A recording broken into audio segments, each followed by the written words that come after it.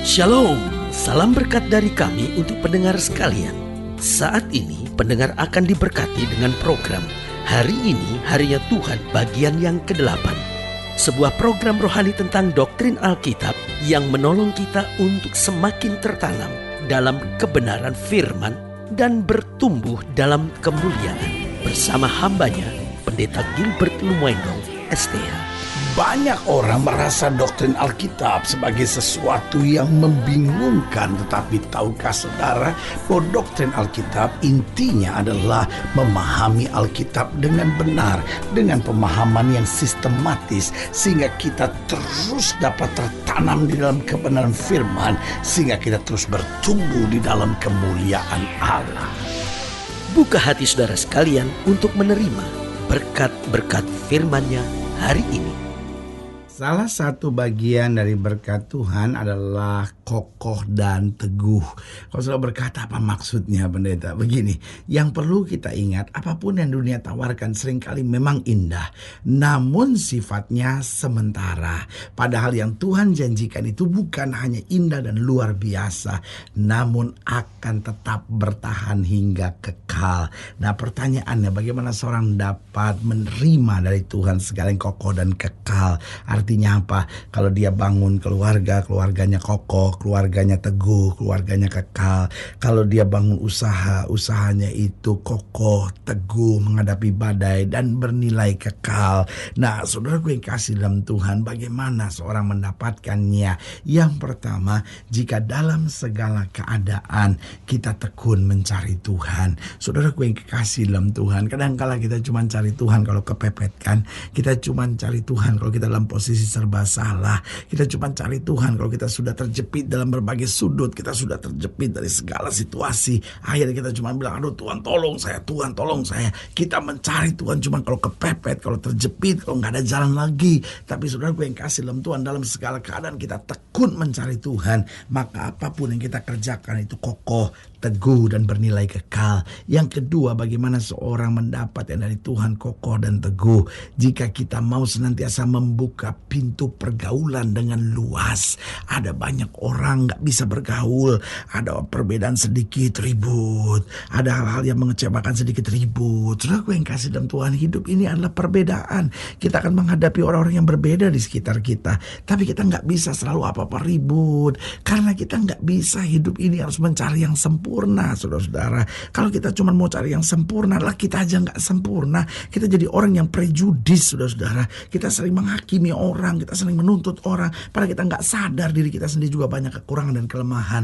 Mari kita buka pintu pergaulan dengan luas. Ada orang-orang yang berbeda, ada orang-orang yang kadang-kadang mengecewakan, ada orang-orang yang kata-katanya seringkali menyakitkan, ada orang-orang yang seringkali perbuatannya sangat sombong sekali. Sebagai hamba Allah, saya cuma mau ingatkan buat kita sekalian, mari kita buka pintu pergaulan dengan luas, sehingga dunia nggak jadi sempit buat kita. Nggak semua orang yang mengecewakan kita, yang berlaku curang, yang berlaku tidak adil, yang bicara kepada kita di belakang kita, lalu bahkan tidak suka dengan kita, harus jadi musuh kita, saudara-saudara. Orang boleh gak suka sama kita, tapi kita harus tetap memberkati. Orang boleh rancangan yang jahat buat kita, tapi kita tetap ada untuk membawa damai. Lalu yang ketiga, saya pelajari bagaimana supaya kita mendapat segalanya kokoh dan teguh. Yang pertama, jika dalam segala keadaan kita tekun mencari Tuhan. Yang kedua, jika kita mau senantiasa membuka pintu pergaulan dengan luas, tidak gampang cari musuh, tapi gampang bergaul.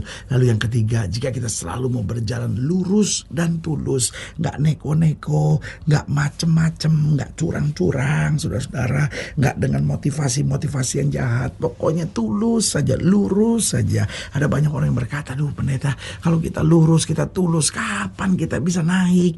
Memang orang-orang yang curang, orang-orang yang dusta, orang-orang yang menghalalkan segala cara kelihatan lebih cepat naiknya, tetapi naik pada satu titik kemudian jatuhnya hancur-hancuran. Tetapi orang yang lurus dan tulus awalnya kelihatannya lebih lambat, saudara, tetapi kemudian dia akan mencapai puncak bukit kemenangan. Haleluya. Dan yang keempat, saya pelajari bagaimana seorang bisa mendapat segalanya kokoh dan teguh dari Tuhan jika dia selalu berada di jalan Tuhan. Karena Alkitab bilang, jika kamu tidak miring ke kiri maupun miring ke kanan, diberkati langkahmu. Kamu tidak akan turun, kamu akan naik. Kamu tidak akan jadi ekor, kamu dipimpin menjadi kepala. Haleluya. Selamat datang dalam program kita hari ini, Harinya Tuhan. Sebuah program rohani yang kembali mengingatkan kepada kita betapa pentingnya kita menjadikan firman Tuhan sebagai dasar keseharian hidup kita. Karena selama kita jadikan firman Tuhan sebagai dasar keseharian hidup kita, langkah-langkah ke depan kita penuh dengan kepastian, kemenangan, berkat, mujizat, dan perkara-perkara besar. Haleluya. Nah, saudara gue yang kasih dalam Tuhan, dalam program ini kita memang sedang membahas tentang kokoh dan teguh. Karena Alkitab berkata di akhir zaman ini apa yang dapat digoncangkan akan digoncangkan. Berarti kegoncangan besar sedang terjadi di akhir zaman. Tetapi Alkitab berkata bahwa kita menerima kerajaan yang tidak tergoncangkan. Artinya di dalam Tuhan langkah-langkah kita selalu kokoh dan teguh. Haleluya. Nah, saudara yang kasih dalam Tuhan, dalam pembahasan kita tentang kokoh dan teguh, kita mau sama-sama belajar dari 2 Tawarikh pasal yang ke-12. 2 Tawarikh pasal yang ke-12. Kita mau sama-sama lihat dari ayat yang pertama sampai ayat yang keempat. 2 Tawarikh 12 ayat pertama sampai ayat yang keempat, di bawah judul perikop Sisak menyerang Yerusalem. 2 Tawarikh 12 ayat 1 sampai 4. Demikianlah firman Tuhan. Rehabeam beserta seluruh Israel meninggalkan hukum Tuhan ketika kerajaannya menjadi kokoh dan kekuasaannya menjadi teguh. Lihat, waktu dia sungguh-sungguh cari Tuhan, Tuhan membuat kerajaannya kokoh dan kekuasaannya teguh. Tetapi ayat ini bilang Rehabeam beserta seluruh Israel meninggalkan hukum Tuhan ketika kerajaannya menjadi kokoh dan kekuasaannya menjadi teguh. Tetapi pada tahun kelima zaman Raja Rehabeam, majulah Sisak Raja Mesir menyerang Yerusalem karena mereka berubah setia terhadap Tuhan dengan 1.200 kereta dan 60.000 orang berkuda. Sedang rakyat yang mengikutinya dari Mesir, yakni orang Libya, orang Suki, dan orang Ethiopia tidak terhitung banyaknya. Ia merebut kota-kota benteng yang di Yehuda, bahkan mendekati Yerusalem. Lihat, saudaraku yang kasih dalam Tuhan, ketika seorang mulai menjauh dari Tuhan, maka hidupnya tidak bisa kokoh lagi, hidupnya tidak bisa teguh lagi. Karena itu persoalan yang kita lihat hari-hari ini. Banyak orang awalnya memang mencari Tuhan, tetapi setelah kerajaannya, setelah hidupnya, setelah berkatnya, setelah jalan-jalannya menjadi kokoh dan teguh, mulai kemudian melupakan Tuhan. Pertanyaan kita, kok bisa begitu? Yang pertama, orang-orang demikian saya sebut orang-orang yang tidak ingat sejarah pertolongan Tuhan. Saudaraku yang kasih dalam Tuhan, kita harus ingat sejarah hidup kita. Dari mana kita diangkat, siapa kita sebenarnya, bagaimana tangan Tuhan menopang kita. Oh, Paulus menyadari betul sehingga akhirnya Paulus berkata, aku ada sebagaimana aku ada semata-matanya karena anugerah. Ingat bagaimana Tuhan menolong kita. Ingat bagaimana Tuhan membela kita. Ingat bagaimana Tuhan membawa kita dari masa yang sukar ke masa yang sukar dan kemudian menuntun kita pada kemenangan. Jadi dengan mengingat sejarah pertolongan Tuhan, kita takut akan Tuhan. Kita menjadi orang yang makin setia. Kita menjadi makin orang yang senantiasa hidup kudus di hadapan Tuhan. Yang kedua, saya pelajari mengapa kok orang setelah kokoh dan teguh mulai melupakan Tuhan. Karena terbujuk oleh tawaran-tawaran iblis. Biasanya melalui apa? Lingkungannya. Orang kan waktu biasa-biasa lingkungannya orang gereja kan, setelah dia kokoh, setelah dia teguh, setelah dia sukses, lingkungannya udah mulai lebih banyak orang-orang dunia kan, dan lingkungannya ini yang akhirnya menyeret dia pada hal-hal duniawi. Ada banyak orang sebetulnya cinta Tuhan tetapi tidak bisa melawan arus dari pergaulannya. Sebagai hamba Allah, saya mau ingatkan buat saudara, ayo ingat firman Tuhan berkata pergaulan yang buruk menghancurkan kebiasaan yang baik. Sehingga kita tidak terbujuk tapi melangkah di dalam keteguhan iman. Yang ketiga, kenapa kok banyak orang setelah kokoh dan teguh mulai melupakan Tuhan? Karena kesibukan yang telah menyita waktu kedekatannya dengan Tuhan. Kan waktu baru-baru mulai, waktu baru-baru berjuang, waktu baru-baru berusaha, waktu hidup masih biasa-biasa, kan juga gak sibuk-sibuk amat kan.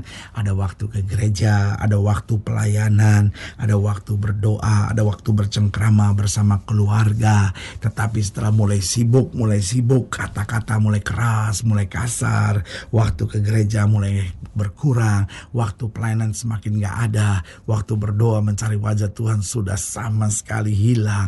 Dan itu yang membuat dia melupakan Tuhan. Sebagai hamba Allah, saya mau ingatkan, kalau sudah lama gak ke gereja, sudah lama gak melayani Tuhan, kembali. Karena kalau tidak, hidup sudah akan binasa. Dan yang keempat, kenapa banyak orang setelah kokoh dan teguh mulai melupakan Tuhan? Karena mulai menghitung segala keberhasilannya. Dia mulai pikir, wah ini karena saya, karena kehebatan saya. Tetapi Alkitab berkata kesanggupan kami adalah pekerjaan Allah. Artinya kalau kita bisa, itu semata-mata karena Tuhan baik buat kita. Haleluya. Saudara gue yang kasih dalam Tuhan, jika seorang yang dilayani lebih jauh, hubungi kami melalui telepon, hubungi kami melalui surat, kunjungi website kami. Karena kami ada untuk membawa Bapak Ibu Saudara senantiasa lebih dekat pada Tuhan dan mengalami kasih kuasa mujizat yang luar biasa. Haleluya. Secara khusus melalui program ini juga saya mau berdoa buat setiap orang yang sakit, setiap orang yang berbeban berat. Karena saya percaya bahwa bagi Allah tidak ada perkara yang mustahil. Nah, saudara yang ingin didoakan secara khusus boleh taruh tangan kanan sudah di dada dan kita akan berdoa. Mari kita berdoa. Bapa, dalam nama Yesus, yang berdoa buat yang sakit, yang berdoa buat yang berbeban berat, yang berdoa untuk setiap mereka sedang menghadapi masa-masa yang sukar. Karena Bapa percaya bahwa bagi Allah tidak perkara yang mustahil. Bapa berdoa di dalam nama Yesus, Tuhan jamah. Yang sakit Tuhan sembuhkan, yang lemah Tuhan kuatkan, yang goyah Tuhan buat kokoh dan teguh dalam langkah-langkah mereka. Sehingga mujizat pasti terjadi hari ini. Bahkan mereka yang taruh tangan kanannya di dada yang membutuhkan kekuatan dari Tuhan. Hamba doa di dalam nama Yesus, Tuhan jamah. Sehingga hari ini kami sebut sebagai hari berkat, hari kemenangan, hari mujizat. Di dalam kasih karunia Tuhan, di dalam nama Yesus kami berdoa. Haleluya, amin. Saudara gue yang kasih dalam Tuhan, kita sudah berdoa. Ingat, Allah tidak pernah lalai menepati janjinya. Inilah saatnya buat kita untuk bangkit bersemangat, bersuka cita dalam menghadapi segala perkara. Karena kita tahu Yesus hidup, Yesus berkuasa dan selalu menyediakan yang terbaik buat anak-anaknya. Doa saya menyertai saudara. Sampai berjumpa pada program berikut, dan jangan lupa jadikan hari ini harinya Tuhan. Haleluya. Tuhan, haleluya.